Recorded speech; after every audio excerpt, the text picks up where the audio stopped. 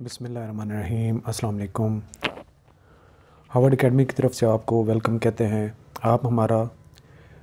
Harvard academy का complete course www.harvardacademy.com से join कर सकते हैं। Government of Pakistan finance division के अमेंडेड पेंशन रूल्स हम पढ़ रहे हैं, जिनमें अमेंडमेंट्स हुई हैं और डिटेल में पढ़ रहे हैं। जो हमने पहले कवर किए थे वो इन शॉर्ट किए थे, एक समरी टाइप हमने कवर की थी, तो चूँकि टाइम अलाउड था हमारे पास तो हम अब इनको डिटेल से कवर कर रहे हैं। तो नोट 2 जो है ये in connection with military service है, जो हमने लास्ट लेक्चर में पढ़ा था, जो कि आर्टिकल 356 है, जिसमें ये बताया गया। अगर थोड़ी सी समरी आपको बताऊं कि एक पर्सन मिलिट्री में सर्विस करता है और उसकी पेंशन स्टार्ट होने से पहले उसकी सर्विस टर्मिनेट हो जाती है, तो फिर सिविल रूल्स के मुताबिक अगर उसकी पेंशन कंसीडर की जाएगी, कैलकुलेट की जाएगी, तो उसकी सर्विस को कंसीडर किया जाएगा। तो ये था ओवरऑल छोटी सी एक समरी। वैसे डिटेल में आप उस लास्ट लेक्चर में देख सकते हैं। तो इन नोट 2, नोट 3, 4, 5, 6 जो है, इनको समझने के लिए ये आपके माइंड में चीज़ होना ज़रूरी है। द आर्टिकल अप्लाइज टू, ये आर्टिकल जो हमने 356 की अभी बात की मिलिट्री सर्विस की, ये किस किस पे अप्लाई करता है, ये नोट 2 हमें बताता है। This article applies to the commission officer, non commission officers and man of the Pakistan army, of the Pakistan navy, Pakistan air force and of the frontier constabulary and militias यानी कि FC, and to non combatant departmental and regimental employees, यानी कि जो लड़ने वाले regiments नहीं बल्कि services देते हैं उनके भी एम्प्लॉयज़ पे ये लागू होगा।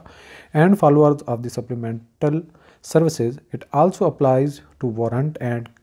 Non commission officers and man of the British service, जो ब्रिटिश सर्विस में एज ए वारंट ऑफिसर या फिर मैन के तौर पे काम कर रहे थे वो भी शामिल हैं। And to warrant officers and departmental officers of the commissary and assistant surgeon classes. तो ये सारी क्लासेस जो मेंशन हैं उन पे आर्टिकल 350 लगेगा, मतलब ये उसके मुताबिक एलिजिबल हैं। नोट 3 का ओमिट हो चुका है। नोट 4 जो है, employees in the military police have the option of counting service under the any other rules in these regulations which would give them a similar or more liberal concession, कि जो military के अंदर police में लोग थे उनके पास ये option है कि वो इस आर्टिकल को भी कंसिडर कर सकते हैं या इन रेगुलेशन के मुताबिक भी जो है वो फॉलो कर सकते हैं, ऑप्शन ले सकते हैं। अदरवाइज़ कोई दूसरा उनके पास जहाँ पे ज़्यादा उनको कंसेशन मिलती है तो उस ऑप्शन पे भी वो जा सकते हैं। नोट 5 है, employees who were in service in an appointment pensionable under civil rules on the 22nd Feb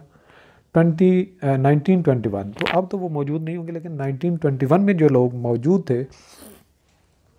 अगर फर्ज किया वो उस वक्त उस सर्विस में मौजूद थे, तो are eligible to count service under the rules which were in force before that date where these rules are more advantages them, कि जो उस वक्त के सर्विस करने वाले पेंशन लेने वाले लोग हैं, अगर उससे पहले किसी रूल के मुताबिक उनको पेंशन मिल रही थी जो उनके लिए ज़्यादा फ़ायदा मंद है, तो वो उसको अवेल कर सकते हैं और उसको कंटिन्यू रख सकते हैं। इसके बाद नोट 6 है, a person permanently appointed to the civil police force और to the post in the jail department of the administration subordinate to the president who before such appointment has served in this reserve of the Pakistan Army। अगर किसी ने civil police में आया है लेकिन उसने पहले रिज़र्व फोर्स पाकिस्तान आर्मी में या वैसे नॉर्मल सर्विस भी कुछ की थी, आर्मी में, नेवी में, एयरफोर्स में if his military service whether और not including service with the colours in addition to service in the reserve was pensionable under military rules but terminated, कि अगर उसने कुछ यूनिफॉर्म भी under the in with the colours का मतलब है कि वो यूनिफॉर्म में उसने ड्यूटी की थी, और दूसरी जो रिज़र्व है उसने यानी कि रिटायरमेंट के बाद या उसमें जो एक मजबूरी जब होती है तो कई सिविल एम्प्लॉयज़ को, सिविल लोगों को मिलिट्री ले जाती है, जो जवान लोग होते हैं, विलिंग होते हैं, तो यूनिफॉर्म में अगर वो सर्विस करेंगे तो विद कलर्स हो जाएगी, अगर वो रिज़र्व फोर्स में काम करेंगे तो डेफिनेटली वो रिज़र्व में हो जाएगी। लेकिन अगर उनकी ऐसी 2 सर्विसेज थी तो वो टर्मिनेट हो जाती हैं पेंशन से पहले। फिर क्या है, before he had qualified for pension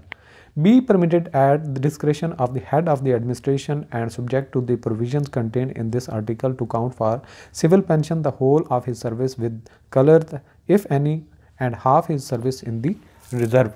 यहाँ पे कहने का मकसद ये है कि अगर वो दोबारा सिविल सर्विस को ज्वाइन कर लेता है तो हेड पे डिपेंड करता है, जो उसकी एडमिनिस्ट्रेशन का हेड है वो उसकी सर्विस को काउंट कर सकता है। और इसके लिए जो इशारा किया गया है कि वो जो उसने विद कलर्स की थी यानी कि यूनिफॉर्म में की थी वो फुल सर्विस उसकी काउंट की जाएगी, जितने 5 साल 2 साल 3 साल।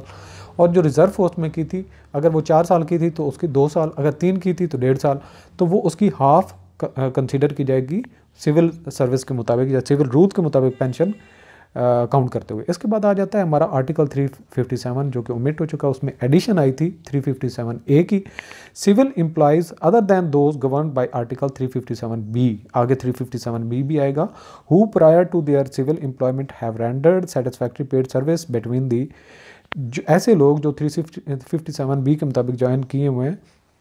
उनके अलावा अगर किसी ने सर्विस ज्वाइन की थी, पीरियड कौन सा है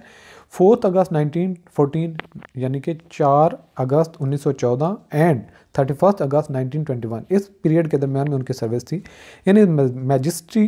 मैजिस्ट्रीज मिलिट्री नेवल और एयरफोर्स ब्रिटिश और Indian which did not earn a service pension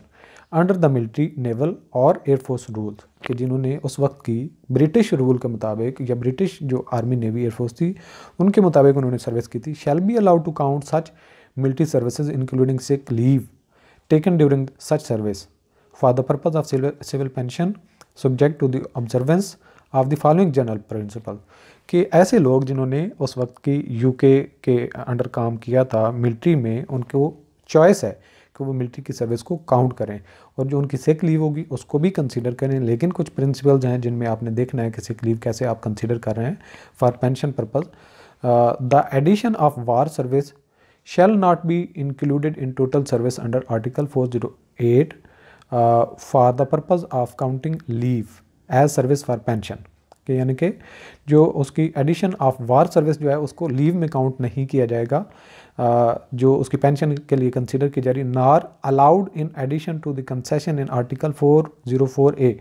ना ही 404 आर्टिकल ए के मुताबिक उनकी कंसेशन में ये पीरियड शामिल किया जाएगा। But any government servant who may be entitle to the concession admissible under the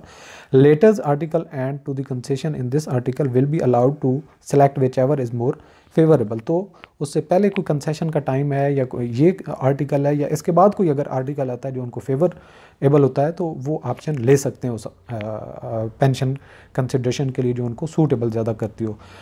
sub article 4 है, British and Pakistan military service shall be allowed to count alike for pension and